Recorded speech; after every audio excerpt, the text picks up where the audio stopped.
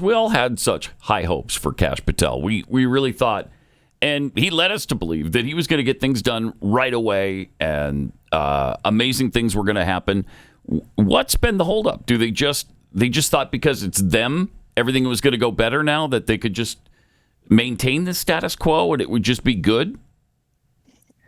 Well, historically, the director is an outsider who sort of casts a vision. The deputy director is an insider who might be a company man, but he kind of knows the way that the organization runs, and he effectively runs the FBI. But in this case, we brought in two outsiders.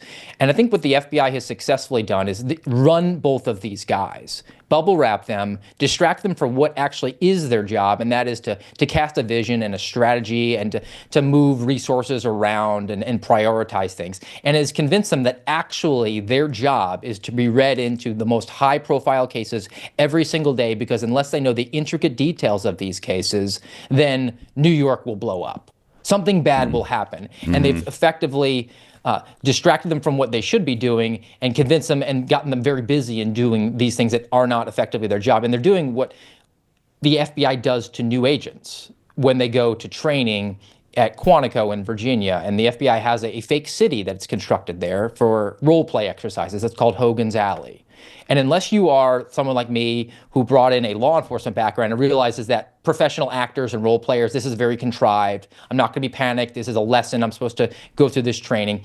The FBI now hires people that aren't in law enforcement, and they come in and they basically freak them out to the point where they think that impossible things are going to happen. There's a saying that ninjas come out of the ceiling when you go to Hogan's Alley, because I have been in houses with role players where there were Murphy doors that swung open Abbott and Costello style, and a role player would come and shoot you in the back of the head, and the lesson would be, you always got to check for the hidden wall, right? Things that are just not plausible.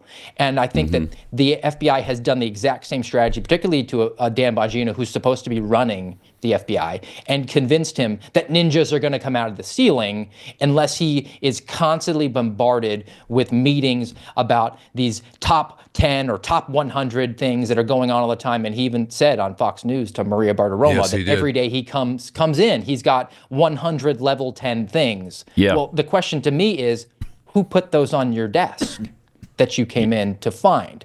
Because you are being distracted from actually doing what you have. And just look at the organizational chart that the FBI has.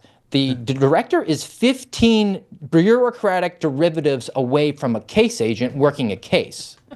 It's not his job to look at the case and say, oh, you should probably go interview that guy. Or maybe we can go collect evidence over here. The investigation is for the soldiers, not the leaders.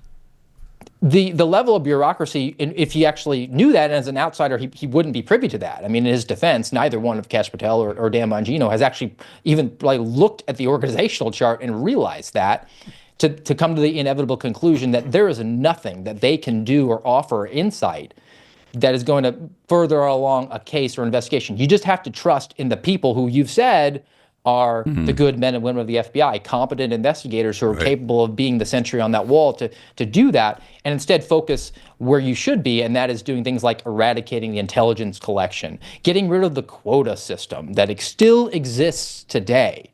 But they're not doing that, and I think that that's by design from the people who have tapping them on the shoulder day one when they walked in, said, we're so glad to see you here. Let's talk about James Comey, who's beyond any sort of statute of limitations, we don't want to talk about Christopher Wray. Do I get a bonus with the quotas? I mean, what are the quotas that I have to do at the FBI to get my weekly bonus? Well, first of all, you'd have to never say no to a bad idea so you could get promoted to a level where you would be a senior executive. And as a senior executive, the FBI's quota system, it's called Integrated Program Management, very McKinsey-esque, because McKinsey designed it. It's been around for about 12 years. And it is a quota system that dictates the amount of cases that have to be opened, and arrests, and tools that you have to use, and intelligence products that have to be authored. I mean, it's all across the board. And by achieving those metrics, which they predetermine for themselves, senior executives of all the 55 field offices are getting compensation in the area of $30,000 to $50,000 every single year because their subordinates arrested the right number of people. And that's part of their salary that is then calculated into their pension. So the American taxpayer are paying it for the rest of their lives. Wow. It's depressing. Sure is. It's a little depressing. I mean, it's the only good news is they're arresting people, but just let's get the right people.